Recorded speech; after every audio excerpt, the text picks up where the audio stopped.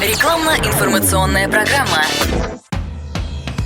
«Комсомольская правда» и компания «Супротек» представляют. Программа «Мой автомобиль». Ну что, проходите, присаживайтесь, рассказывайте, пожалуйста, с какими проблемами вы пришли сегодня.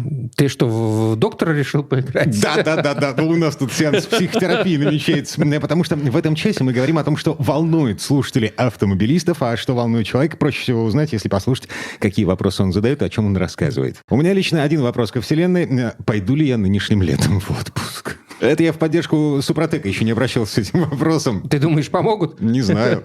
Сергей Соловьев, ведущий технический консультант компании Супротек, вместе с нами. Серег, привет. Здравствуйте. Ну и Михаил Косой у нас на связи, директор учебного центра компании Супротек. Михаил, доброе утро. Здравствуйте, доброе утро. Должен сказать, Дмитрий, что у нас в Супротеке не просто поддержка, а техподдержка, то есть техническая. Поддержите меня технично, поддержите меня в борьбе с отделом кадров и бухгалтерии. Ладно, автомобильная программа. Значит, мы говорим про автомобили, про вопросы автомобилистов. Каналы связи. Михаил, Сергей, ничего не изменилось?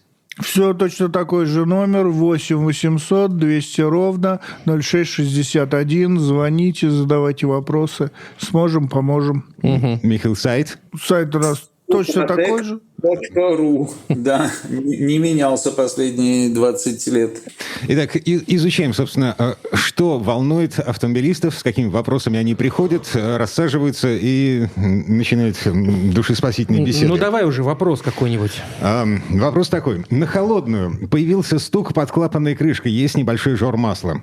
Что это? Если под клапанной крышкой, конечно, это клапана, потому что под клапанной крышкой что у нас? Клапана у нас под клапанной крышкой. Да, соответственно, там распредвал стоит. Ну, может еще греметь муфта ВВТ, которая доводит распредвал немножечко. Там она тоже из-за износа, из-за того, что увеличиваются зазоры, может греметь, начать греметь. Так, а если небольшой жор масла при этом? Небольшой жор масла – это естественный износ, общий износ автомобиля, колечки подсели, если поджирает масло, ну, если оно нигде не течет, из-под клапанной крышки, например, если прокладочка не пробилась.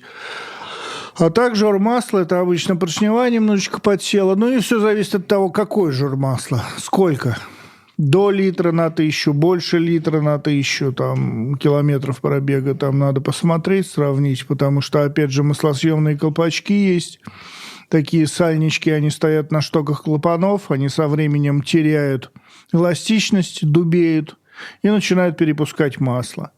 Но здесь тоже можно легко проверить, если с утра вы заводите, у вас пошел сизый дым, а потом этот сизый дым пропал, то это можно грешить на маслосъемные колпачки, потому что за ночь масло сверху, из-под клапанной крышки, по штокам клапанов стекло в камере сгорания, вы запустили, пошел сизый дым, масло начало выгорать, потом масло выгорело, и... А маслосъемные колпачки легко меняются вообще? Ну, надо разбирать верхушку. Ну, это считается какая-нибудь там полукапиталка или что-то? Да нет, это просто замена колпачков. Ну, и съемник нужен. Потому что просто так пружины не продавить сложно, поэтому съемничек нужен для этих колпачков. Ну, любое СТО, в принципе. Несложная процедура. Несложно. А масло сливать при этом нужно? Нет, не нужно. А прокладку менять? Ну, если только клапанные крышки. Вот. Ну, что там, резинку, господи? Резинку, да, поменять. Если старая хорошая, то ее можно оставить. Но обычно меняют, потому что обычно, если ты тронул клапанную крышку и прокладочку не поменял, то она скоро начнет течь. Лучше поставить новую. Не смешно. Если есть в наличии, да, то поменять ее несложно. Я хотел на секунду, если можно, вернуться к вопросу про стук под клапанной крышкой. Смотрите, небольшой жор масла указывает, как сказал Сергей, скорее всего, на некоторую степень износа двигателя. Если при этом появился вот этот вот стук под клапанной крышкой, то это либо гидрокомпенсаторы, если они предусмотрены конструкцией двигателя, либо кулачки стучат по клапанам. Это тоже связано с износом, скорее всего. Конечно, сложно делать какие-то выводы на расстоянии, но тем не менее, да, значит, скорее всего, это связано с износом. Если говорить про гидрокомпенсатор, это износ плунжера. Царапины на поверхности плунжера не позволяют гидрокомпенсатору удерживать внутренний масляный объем под давлением. Масло просачивается по этим царапинкам, и компенсатор прожимается и стукается, значит, не вовремя. Это вызывает цокот. Потом, когда гидрокомпенсатор разогревается, нагревается вместе с двигателем, у него немножечко сужаются зазоры, да, потому что детальки расширяются, и плунжер в том числе. И поэтому масло начинает удерживаться, этот цокот уходит. А вот на холодную он слышен очень отчетливо. Это требует восстановления поверхности плунжера. И это можно сделать, если еще не совсем убиты эти гидрокомпенсаторы, если их еще не заклинило там, с помощью безразборного ремонта. Да, вот то, что наша компания предлагает, триботехнические составы, они как раз направлены на восстановление изношенных поверхностей трения, и, соответственно, в том числе они восстановят и поверхности плунжеров гидрокомпенсаторов. Очень рекомендуется обратить внимание на это средство, как только вы услышали такой стук, как только он вас обеспокоил, не надо откладывать, потому что ни к чему хорошему этот стук не ведет. При каждом ударчике это означает еще последующий износ, так сказать, и повышенные нагрузки на этот аппаратик, и долго он не протянет. Хорошо, если не постукивает, а погрохивает, если гремит там все действительно в двигателе, иными словами, не под клапанной крышкой, а где-то сбоку, это о чем говорит? Это еще один вопрос, собственно, с сайта suprotec.ru. Если где-то сбоку, если спереди, то это могут быть ролики, которые... обводные ролики их называют еще, по которым ремень укладывается, бежит ремень. Эти ролики на подшипниках, и очень часто подшипники срабатываются и начинает греметь. Все думают, ой-ой-ой, у меня там все развалилось, все отваливается, а на самом деле это либо замена роликов, либо поменять смазку. Опять же, у нас есть трибосостав, пластичная смазка Универсал М, перезабиваются ролики. Но это нужно разбирать, лезть, проще поменять, поэтому все так и делают, меняют. Но мы с ребятами очень плотно общались, клуб любителей УАЗиков, у них это нормальная проблема, что вот эти обводные ролики, они очень сильно гремят, они перезабивали нашей смазкой, восстанавливали, очень хорошо помогает. А если не ремень, а цепь? Цепь гремит, растянулась, это замена. Да, опять это уже же, замена. Да, это замена, потому что назад мы цепь сжать не можем, это первое. Второе, там есть гидронатяжитель, который работает от давления масла в двигателе. Поэтому если вы поставили новую цепь, и она гремит, то может уже плохо работает натяжитель цепи. Потому что он работает за счет давления масла. Чем больше даете газа, давление масла поднимается, натяжитель больше натягивает цепь. И плюс там есть башмак-успокоитель. Он потихонечку по нему просто эта цепь бежит, царапает его, и медленно, но верно она его стачивает, этот башмак-успокоитель. И нужно посмотреть, в каком он состоянии. Может, он сточился настолько, что цепь уже по нему гремит, по этому башмаку, а натяжителя просто не хватает, чтобы компенсировать вот этот износ башмака, что цепь на нем провисает.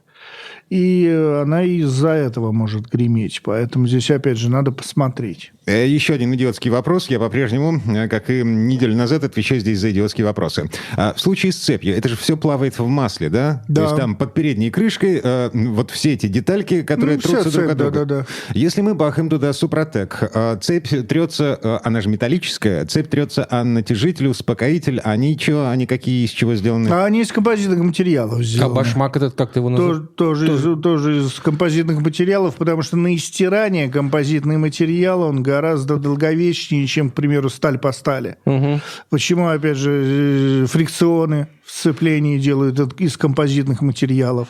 Потому что сталь по стали по-любому очень быстро выработается.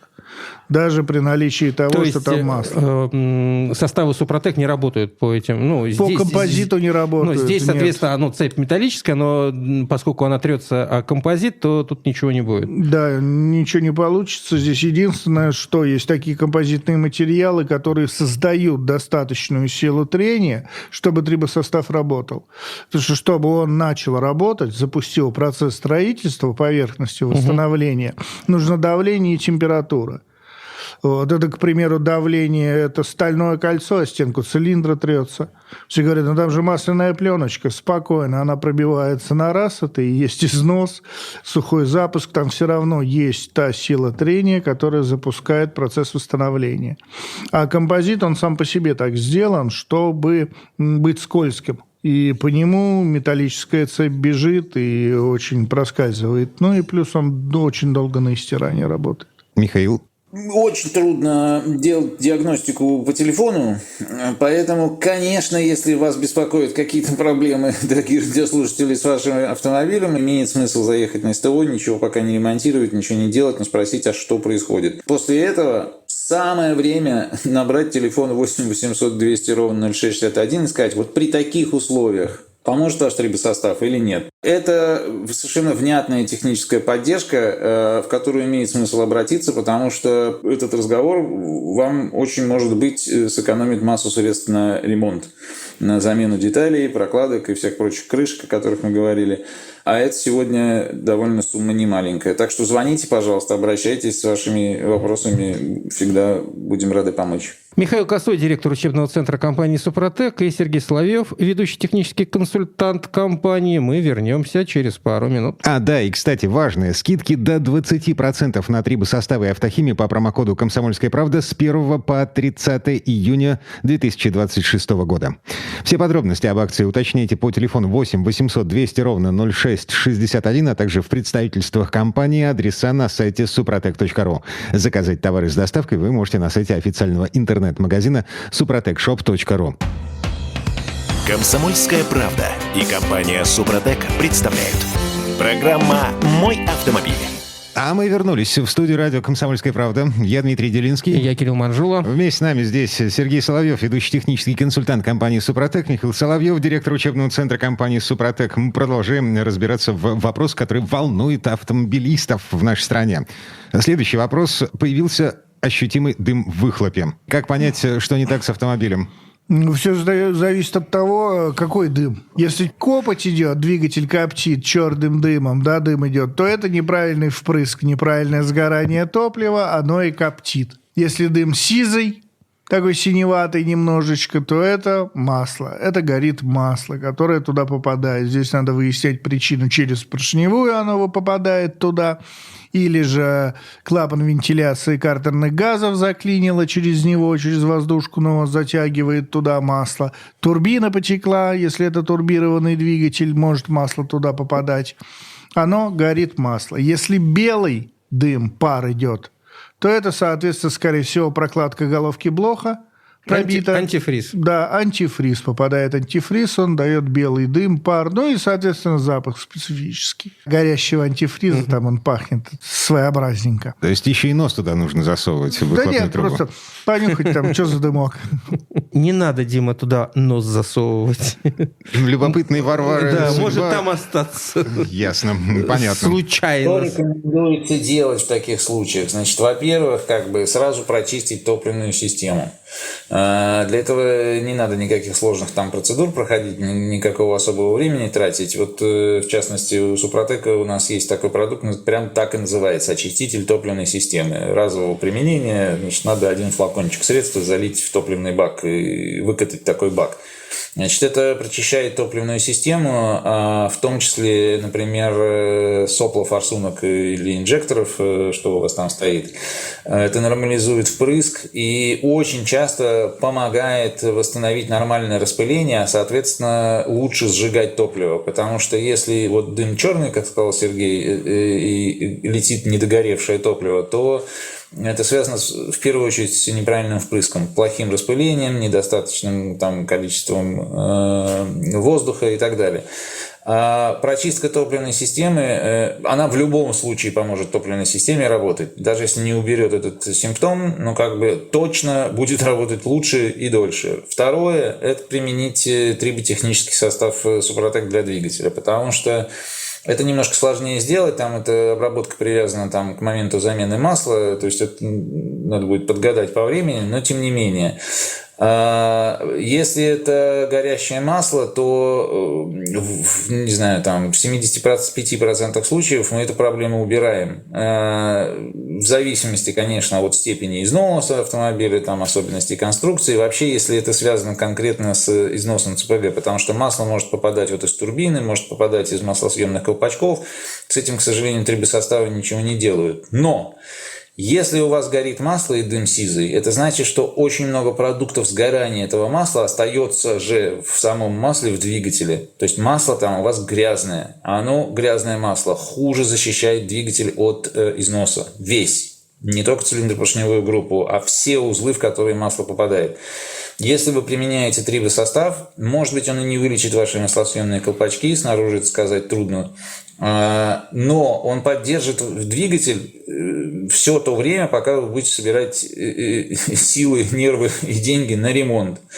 Потому что трибосостав защищает поверхности трения и позволяет им в результате, так сказать, своего воздействия, позволяет им удерживать масло лучше, адгезия повышается просто в разы. И когда на поверхности деталей держится эта масляная пленочка, она в том числе сопротивляется и тем продуктам горения, которые в этом масле плавают, чтобы они туда не попадали, эту пленку не разрушали. Таким образом, двигатель оказывается защищен. Вот какие рекомендации, если вы обнаружили дым. Ну и попутно ехать, конечно, на диагностику, уже выяснять конкретные причины.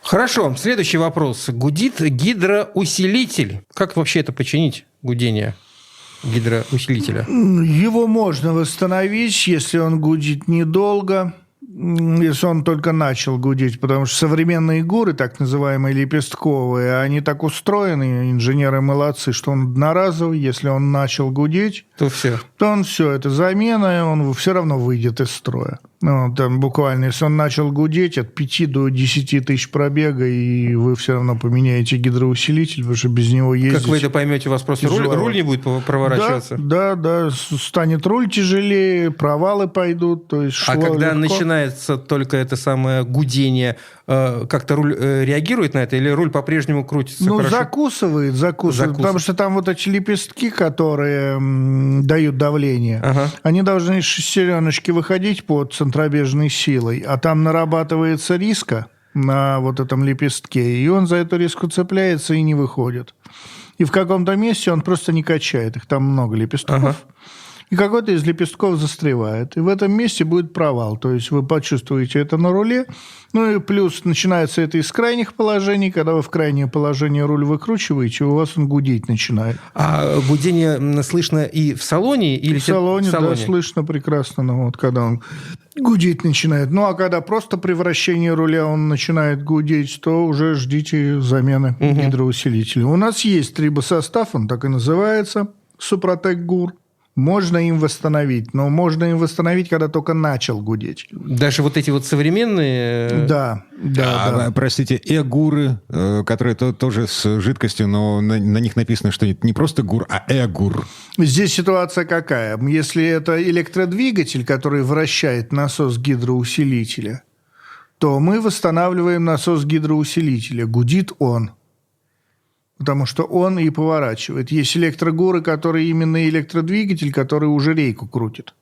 Понятно. У меня, допустим, на моем фокусе гур с бачком. С бачком. То есть, чтобы не отнимать у двигателя мощность на вращение гидроусилителя, а всю мощность направить на вращение колес, вместо двигателя ваш гидроусилитель крутит электродвигатель. Который питается, собственно, от генератора. От генератора, да. От бортовой системы, от электросистемы автомобиля. В этом и разница. Бачок там есть. Бачок есть, насос там есть. Есть, да. И он начинает гудеть. Потому что не хватает давления правильно продавить перепускные клапана. Они начинают вибрировать и гудеть. И состав поможет? Да, состав помогает. На начальном этапе? На начальном этапе. Если вот только началось, там есть инструкция, как обрабатывать, там заливается. А что он делает? Он восстанавливает изношенные вот эти пары трения, убирает риски. Так что там ни давление, ни температура? Нет, где металл работает, там нарабатывается выработка. И за эту выработку цепляется пластинки. Там достаточно условий, чтобы состав переработался. Да, совершенно верно. Там мы долго с ними колдовали, с этими гидроусилителями, потому что они очень хитрые, хитро устроенные, в хитрых местах вырабатываются. Но мы добились от состава эффективности, он восстанавливает. Но только когда началось это. Там, как я помню, по инструкции достаточно сложный процесс обработки. Да, там полбаночки надо залить, проехать 200 километров, потом замена жидкости, потому что жидкость обычно никто не меняет в гидроусилителе, а ее надо менять. Это, по-моему, только красного цвета. Не только, есть зеленая ПСФ, есть декстрон красного льют. Там разные жидкости. Есть такая желтоватого цвета, она с завода идет, но это вообще бурда, ее менять надо сразу же. Иначе ГУР сожрет. И здесь надо, опять же, поменять жидкость, посмотреть, как ГУР себя поведет после замены жидкости. Многие говорят, у меня не меняется. Ну, конечно, потому что она рассчитана на 5 лет эксплуатации, эта жидкость. Ну, и весь автомобиль рассчитан на 5 лет эксплуатации, а у вас ему 10 лет. То есть жидкость уже там в бурду давно превратилась. Ее надо заменить. Многие там нижний патрубок откручивают, чтобы течь была. Начинает крутить рулем, выгоняя старую жидкость. И потом начинает лить в бачок новую, свежую. Пока снизу не потечет прозрачная чистая жидкость. Но это, конечно, такой гаражный способ. Есть другие способы, но СТО их знает, поэтому в гидроусилителе могут без проблем жидкость заменить. Вот, посмотреть, как ГУР начнет работать, и после этого уже начать обработку. Может быть, просто из-за того, что жидкость потеряла характеристики, она уже не держит давления, из-за этого он гудит. Поэтому вам будет этого достаточно. Но если этого будет мало, и он будет продолжать гудеть, то добавьте трибосостав, он уже уберет износ и восстановит сам гидроусилитель. Ладно. Не гудит у тебя ничего, нет? Вот я задумался над этим, хотя бы по одной простой причине. Машине 16 лет, 10 лет она подо мной. Должна гудеть. Вот, я ни разу не менял, я не залезал туда, в этот узел, я не знаю, что там происходит. Так, ладно, минут до конца этой четверти часа успеваем задать следующий вопрос, да? Вопрос звучит так, вопрос автомобилистов. Машина не разгоняется. Все? И что с этим делать? Да, такой вопрос мы успеем задать, безусловно. Ну, колеса надо подкачать. Ответить на него. Сильнее на педаль, да. Да, на педальку посильнее нажать. Да, если вы не хотите ждать 5 минут, которые у нас Ручник сейчас... отпустить. Да, вы можете сразу позвонить, а по телефону сейчас напомнит Михаил какому. 8 800 200 ровно 0661. Я тут буквально на 20 секунд. Значит, история такая. Очень сложно делать диагностику удаленно по телефону, с одной стороны. Но с другой, мы каждый день отвечаем на десятки разных звонков и применяем наши составы там на десятках разных автомобилей. И у нас огромный опыт того, какие марки автомобилей и конструкции узлов имеют свои какие-то врожденные характерные особенности или симптомы, часто появляющиеся. Поэтому просто на опыте многих-многих других автомобилистов можем дать вам разумную и высоковероятную рекомендацию. Михаил Косой, директор учебного центра компании «Супротек», и Сергей Соловьев, ведущий технический консультант «Супротек». Комсомольская правда и компания «Супротек» представляют. Программа «Мой автомобиль». Ну так вот, машина не разгоняется, а если с другой стороны посмотреть на этот вопрос, повысился расход топлива. Это один из тех вопросов, которые волнуют автомобилистов в нашей стране. Мы вернулись, я Дмитрий Делинский. Я Кирилл Манжула. Сергей Соловьев, ведущий технический консультант компании «Супротек», один из тех людей, кто отвечает на эти вопросы. И Михаил Косой, директор учебного центра компании «Супротек», отвечает за матчасть сегодня вместе с нами.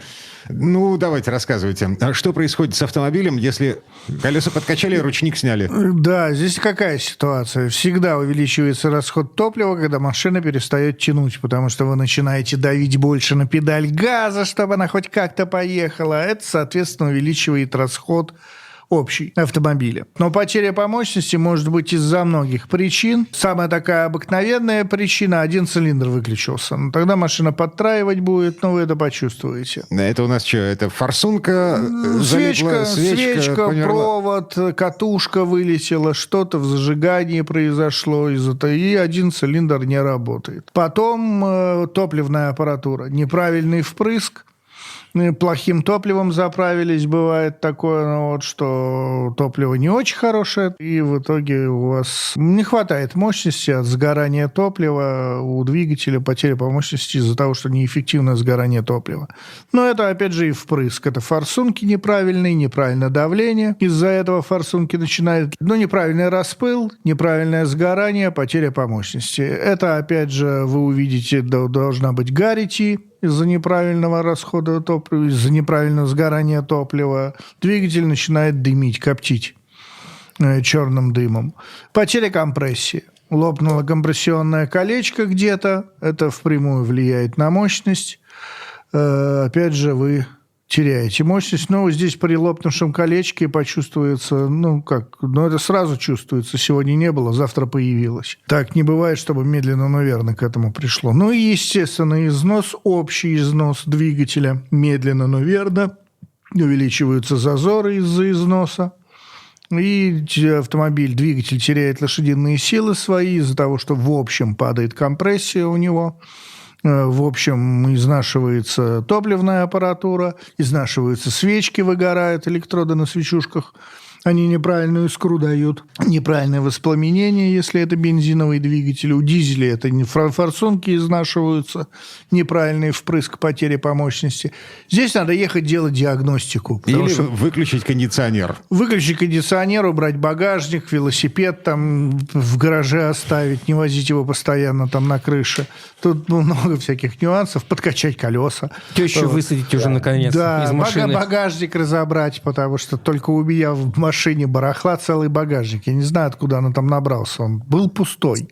Случайно забыл мешок цемента в 50 килограмм. Да, что-то вроде. В прошлом веке, да. Там бензопила лежит. Шутками, но я хотел сказать, что вот по нашей практике, сколько, так сказать, к нам обращается автовладельцев, основные причины – это, конечно, топливная система и общий износ двигателя. Это такое вот, как если лопнуло кольцо, то это сразу видно, слышно. А вот если потихонечку снижается компрессия. Что такое компрессия? Для того, чтобы получить энергию от сжигания топлива и расширения газов, вам нужно сначала это все сжать. Чем вы плотнее сжали, тем больше вы получите эффекта, так сказать, от расширения потом нагретых газов.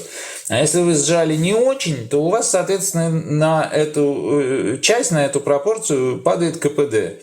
Как бы газы сгорели, они расширились, но давят они не так сильно, как могли бы.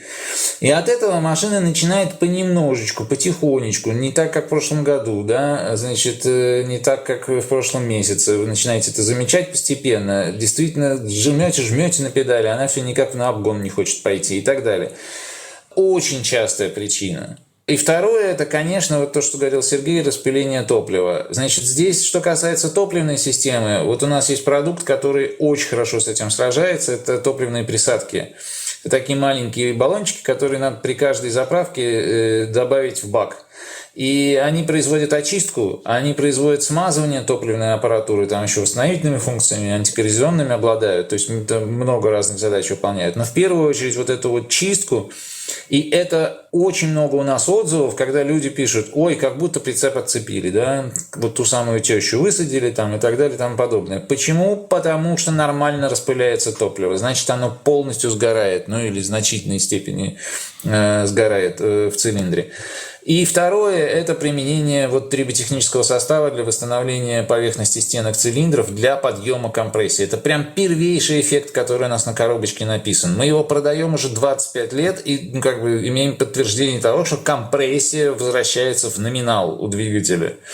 Опять же, там не в 100% случаев бывают совсем убитые двигатели, но в основном и везде. И вот эти два средства способны будут вам вернуть приемистость, динамику двигателя, соответственно, сократить расход топлива, и машина начнет радовать обратно. Вот триботехнический состав для восстановления изношенных поверхностей и топливная присадка, соответственно, там СГА для бензина или СДА для дизеля для прочистки и поддержания работоспособности топливной системы. И вперед! Следующий вопрос. Вибрирует коробка передач, а ноже гудит редуктор. Откуда все это безобразие берется? Износ, меняется геометрия, потому что зубчатые зацепления, они постоянно, да, чтобы от двигателя передать крутящий момент дальше на колесике, в коробке есть такие зубчатые зацепления, так называемые шестеренки. Это в механике и в роботе? Везде есть, потому что крутящий момент за счет этих зубчиков и передается дальше с одного вала на другой. Его можно передать либо с помощью фрикционов, либо зубчатых зацеплений. В основном надежнее, конечно, зубчатые зацепления, поэтому они везде там используются. Но в вариаторе-то там у нас ремень и конуса. Здесь, да, здесь передача изменения крутящего момента, а дальше передается все это. Ага. От конуса, на который переходит ремень, передает крутящий. Там тоже зубчатые зацепления, которые дальше передают на вал или разбрасывают по приводам на колеса, там дальше там все это. И эти зубчатые зацепления медленно, наверное, изнашиваются. Меняется геометрия зубчиков, и они уже неправильно входят в зацепление. В том смысле, что не так, как задумано инженером. Да, совершенно верно, и не так, как они притерлись изначально. Когда было все новенькое, они притерлись, они не шумели, не гудели, все было хорошо, а тут изменилась геометрия, увеличились зазоры, каждый зубчик начинает вступать в зацепление с ударчиком. А поскольку зубчиков там очень много, и они очень быстро крутятся, двигаются, входят в зацепление, то вот эти вот много-много-много ударчиков, они и сливаются в один гул, шум, вой, визг, ляск, писк, там, смотря в зависимости от того, что как износилось, то так и будет петь. Да, смотря какой оркестр Звучать. вы выберете. Да. Трибосостав восстанавливает геометрию трущихся пар, и мало того, что он после того, как построил поверхность, эта поверхность очень хорошо удерживает масло. И на трущейся поверхности, вот, которые входят в зацепление, формируется масляная пленка, более плотная. Она демпфирует полностью все удары. Поэтому шумы, вибрации, гул уходят. Плюс в коробке, опять же, могут гудеть подшипники. Они изнашиваются, они начинают работать с перекатом. Этот перекат тоже превращается в один гул.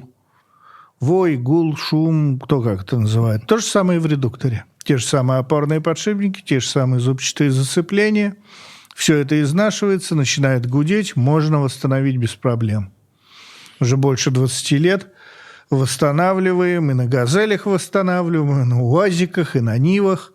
Все это можно восстановить, если не запущено, потому что можно ездить очень долго с гулом. Ну и, соответственно, выработка все больше, больше, больше, больше. В итоге она, машина-то едет, потому что зубчатые зацепления еще не выкрашились. Но гул уже и износ настолько большой, что придется трущиеся пары менять. Соответственно, менять шестерни вот этого зубчатого зацепления.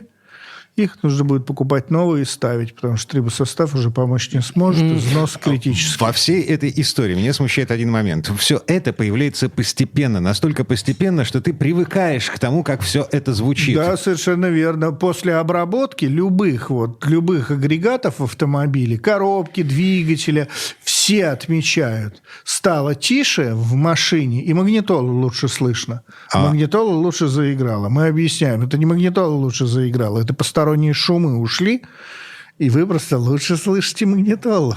Вывод, который я делаю из слов Сергея Соловьева.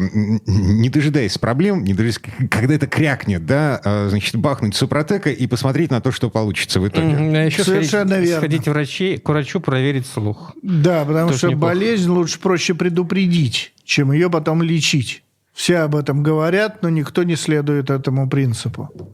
Соломки лучше подстелить, и потом легче будет с ремонтом. А можно позвонить по телефону, и вам там об этом напомнят. Да, Михаил? Совершенно верно. Да. Я еще вот что хотел сказать, что обработка Супротеком трибосоставом на ранних этапах таких агрегатов, как коробки, она помогает отчасти, не полностью это убирает, но отчасти помогает бороться, например, с не очень качественным металлом.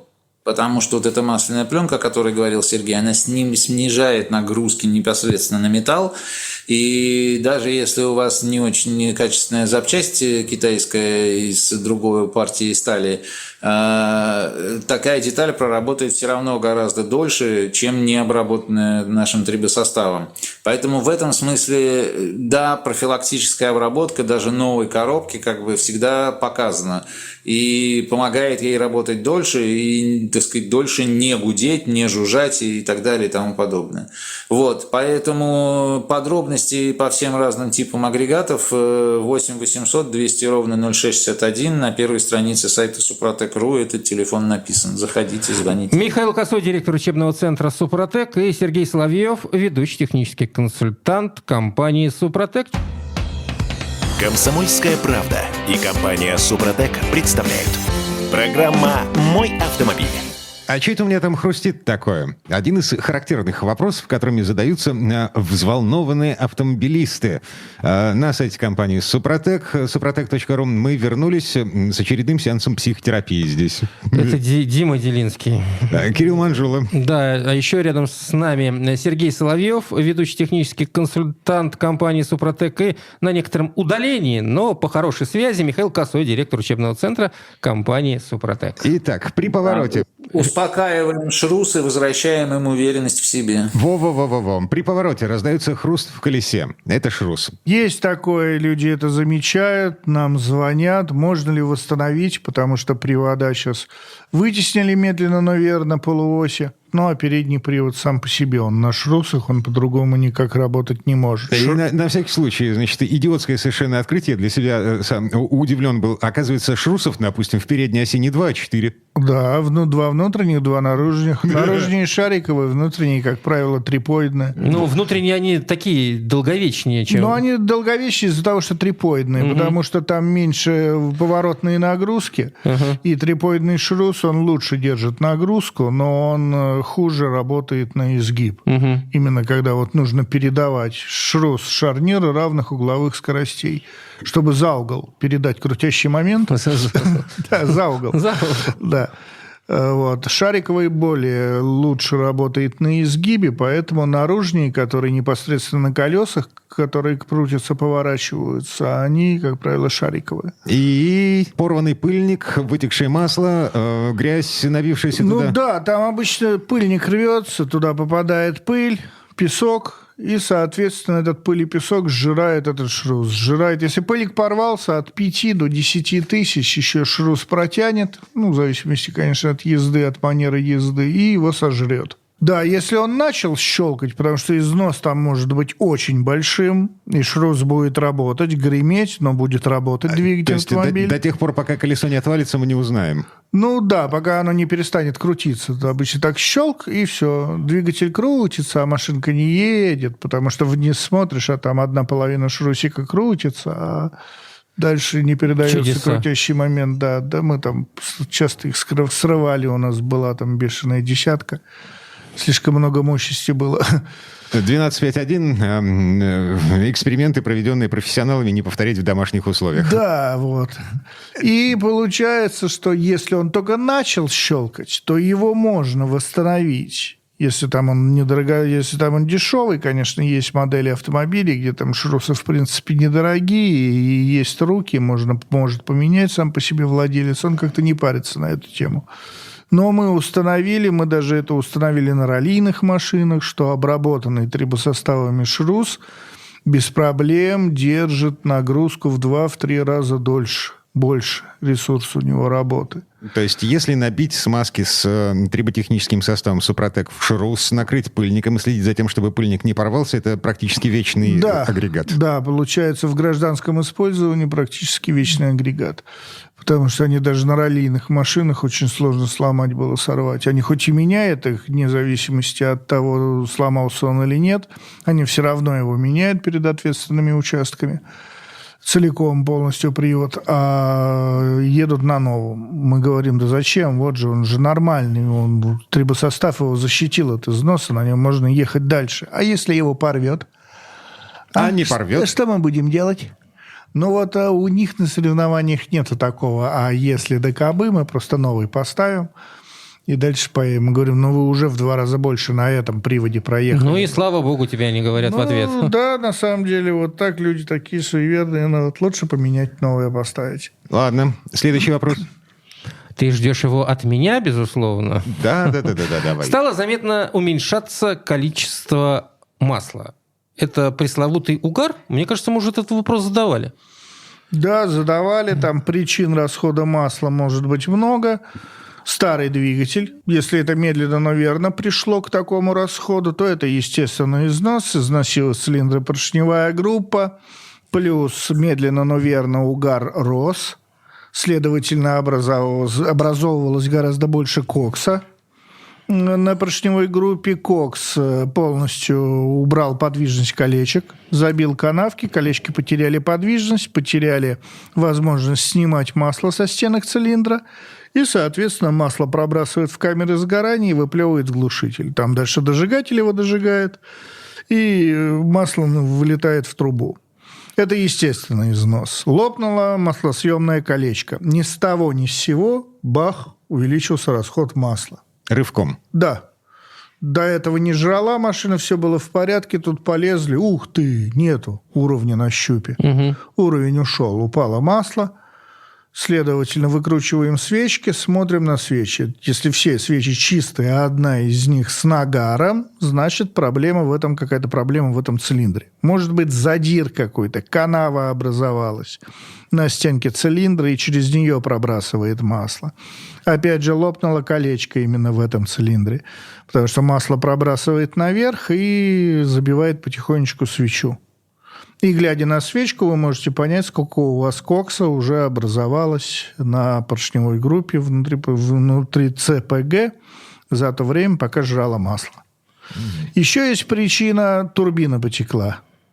То есть масло через турбину затягивает через картридж турбины и забрасывает, потому что турбина смазывается маслом от двигателя, у вас потек сальник, попадает на крыльчатку, которая вдувает воздух, ее вдувает туда в камеры сгорания, это масло, и оно там вылетает опять же в трубу, выгорает, вылетает в глушитель, сгорает, там дожигатель его дожигает, потекла турбина. Но здесь мы помочь не можем, Супротек здесь помочь не может, потому что там в турбине практически все композитное, там очень большие обороты. И они сейчас не делаются уже на подшипниках, как раньше, они делаются на втулках из композитных материалов. С композитами трибосостав не работает, здесь нужно будет менять картридж. Течь где-то на сальнике образовалась, или из-под клапанной крышки потекло маслице, или через сальники пробитые, либо со стороны коробки, либо со стороны передней крышки. Запросто масло может уходить. Вот, все говорят, у меня под машиной чисто, она может на защиту капать, это масло. Потом в процессе езды автомобиля его оттуда выдувать может. Там много всяких причинок и много нюансиков, куда оно может деваться. Опять же, ехать на диагностику и выяснять, почему у вас уходит уровень масла. А Супротек справляется только с естественным износом, с последствиями и с задирами. Да, совершенно верно. Он может убрать задиры и царапины в цилиндропоршневой группы и естественный износ самой цилиндропоршневой группы и вообще двигателя в целом. Последний вопрос, который мы успеваем. Добавить одну маленькую детальку. Вот мы просто, Кирилл спрашивал, а мы уже не обсуждали этот вопрос? Мы обсуждали вопрос угара масла, когда говорили про дым. Но дым – это показатель уже очень сильных каких-то проблем в двигателе. Вы, как правило, его долго очень не заметите, особенно если масло горит потихонечку. Поэтому вот серьезная очень рекомендация – это взять в привычку, особенно на двигателях уже с пробегом, проверять уровень масла на щупе там, раз в 1000-1500 километров.